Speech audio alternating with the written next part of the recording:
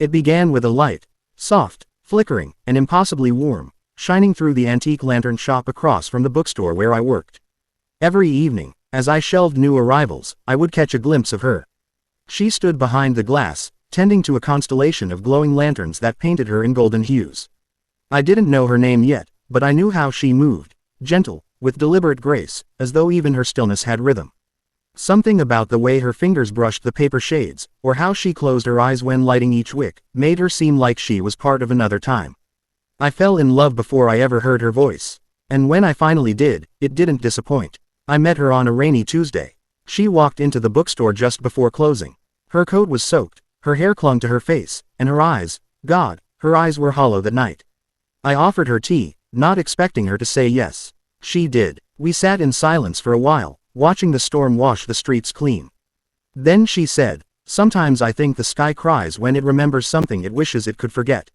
That was her, always speaking in metaphors, always hiding meaning behind poetry.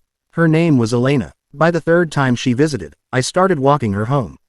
By the fifth, I was staying over in the cramped flat above the lantern shop, tracing her shoulder blades with my fingertips, memorizing the warmth of her breath. But even then, I knew something was off. Elena never spoke of her past. Not once. If I asked about her family, she deflected. If I asked where she grew up, she'd tell a story so surreal it felt made up. There was always a glimmer of fear behind her smile, like a shadow clinging to her ribs. Then there were the late-night calls. She'd sneak out onto the fire escape, whispering into her phone in a language I didn't understand. I once heard her say, "He can't find me here." When I confronted her, she said it was her brother. That he was dangerous. That she had run away to start over. She asked me not to ask more. I didn't want to break her trust. So I didn't. But I started keeping a knife in my nightstand drawer. One morning, she found a letter taped to the lantern shop door. No postage. No name. Just a single line. "You can't hide light in darkness forever." She panicked. Her hands shook so badly she dropped a whole shelf of lanterns. I grabbed her, held her tight, tried to calm her down, but she wouldn't stop trembling. "This is how it starts," she whispered. "He's close." I didn't know who he was. Not yet. But I decided that night I wouldn't let anyone hurt her. I'd follow her anywhere. Do anything. Even unalive someone, if I had to. I broke her trust. I admit it. While she was at the market, I searched through her things. In an old shoebox under the bed, I found newspaper clippings. Heiress to Candlelight Dynasty flees after lover found dead. Suspect still at large. Police suspect foul play. And the photo, it was her. Elena. Only she wasn't Elena in the paper. She was Eliane Ferretti, daughter of a powerful, scandal-ridden tycoon. The lover who died, strangled. The story claimed she did it out of jealousy.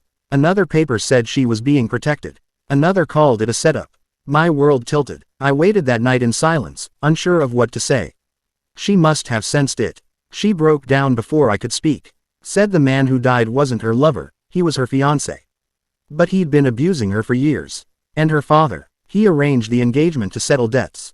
So she ran. I didn't unalive him, she whispered. But I watched him die, and I didn't stop it. That night, someone broke into the shop. We heard the crash downstairs and bolted out of bed. Elena screamed. A single lantern still burned. And under its soft light stood a tall man in a gray coat. I didn't see his face, just his silhouette, calm, menacing. "I've come to take back what's mine," he said. His voice was smooth, like oil on water. I lunged at him. He didn't even flinch. He knocked me out cold. When I woke up, Elena was gone. The only thing left behind was a torn piece of her dress and the letter from before, this time with a second line scribbled beneath. "Light belongs to the one who ignited it." I went to the police, but they didn't believe me. Said there was no proof she'd been taken. I started searching alone. 3 nights later, I followed a tip from a homeless man who swore he saw Elena being shoved into a black car near the river.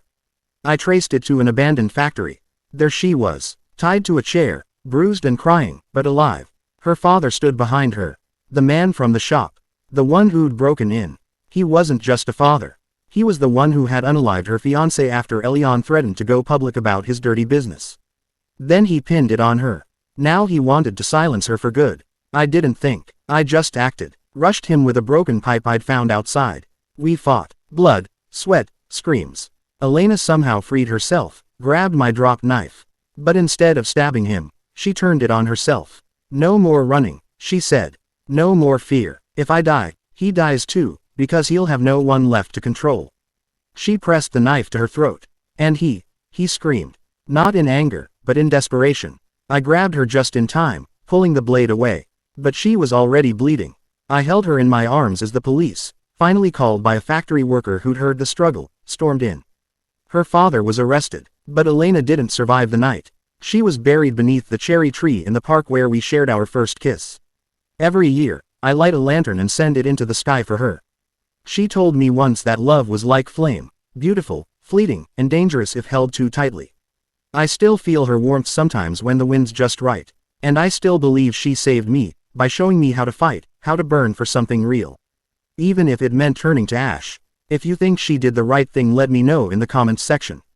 And don't forget to like the video and subscribe to the channel for more intriguing stories.